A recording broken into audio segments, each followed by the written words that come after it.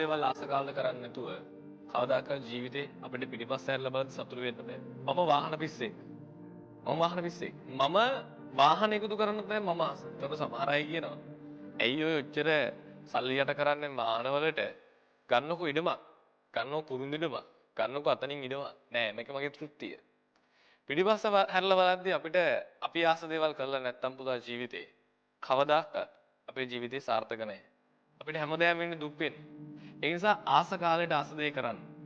ඒක නිසා ඔයා ෆෝන් එකක් ගන්න ආස කාලේ ඔයාට සල්ලි තියෙනවා නම් ෆෝන් එකක් ගන්න.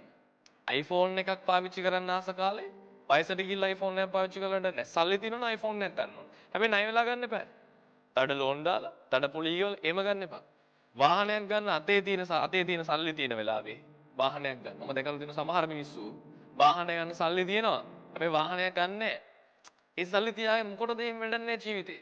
අපි වාහනේ ලස්සනට පැදලා කරලා ඉන්න පුළුවන් කාලේ. තරුණ ජීවිත කාලේ. සල්ලි තියෙන